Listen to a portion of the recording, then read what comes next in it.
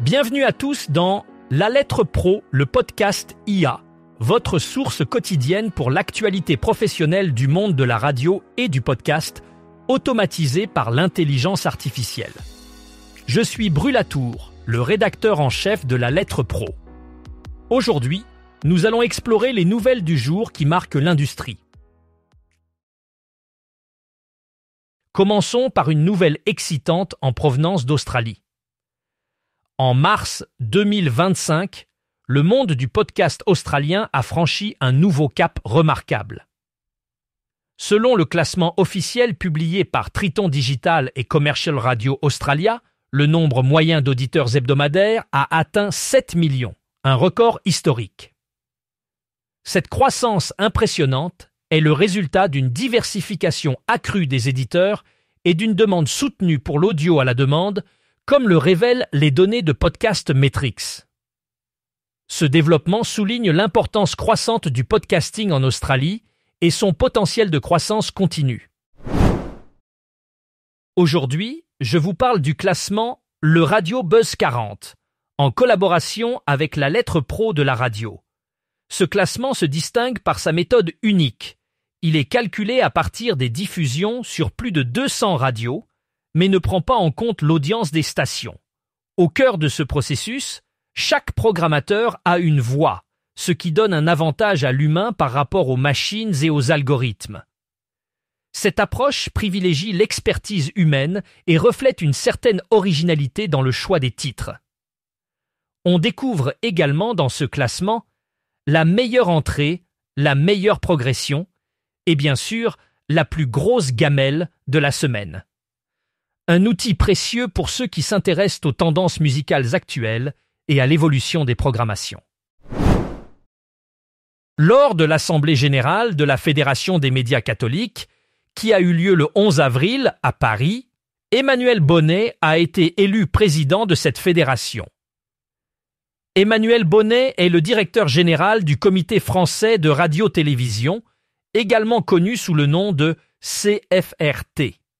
Il succède à Jean-Marie Montel, qui était auparavant directeur général adjoint du groupe Bayard.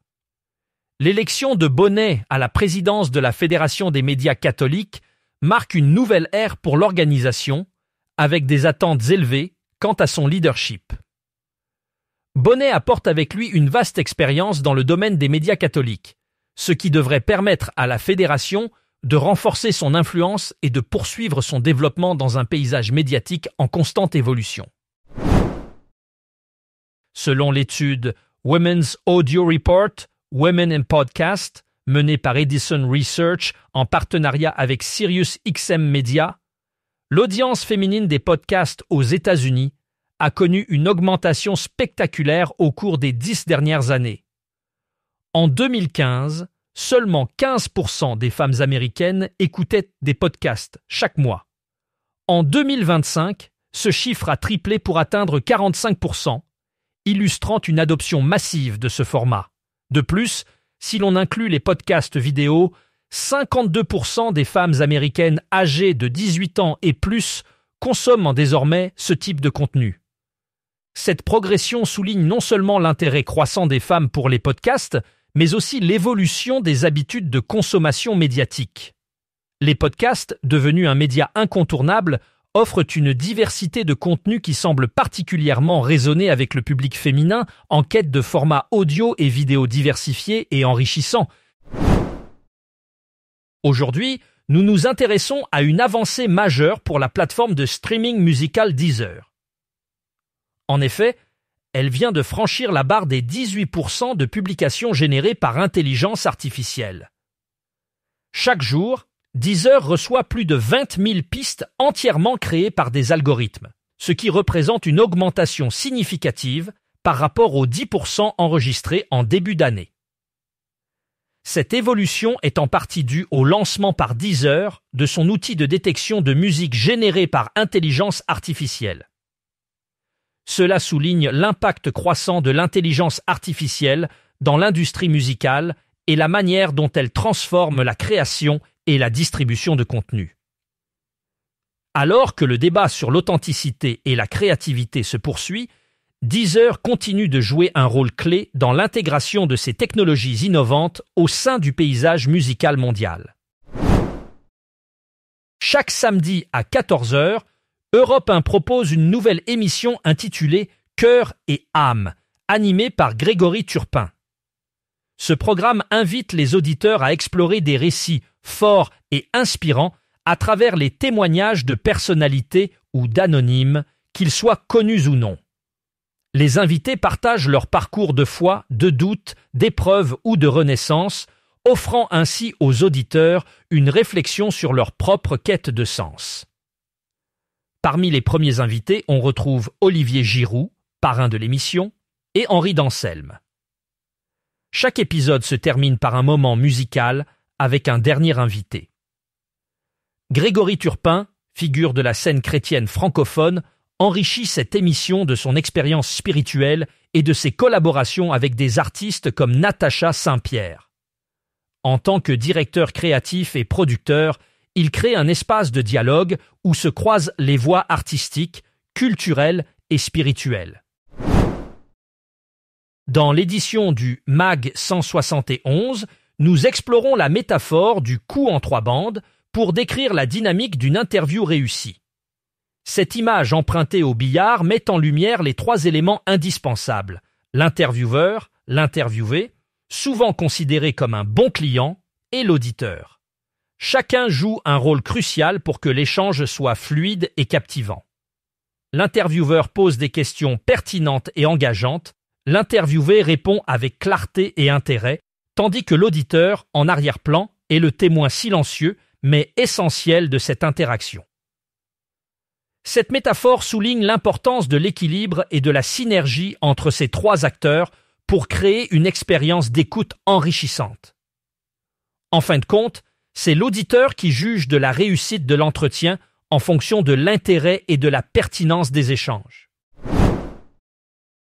Skyrock se distingue par sa capacité à attirer un large public de jeunes et d'actifs, selon la dernière vague Médiamétrie pour janvier à mars 2025.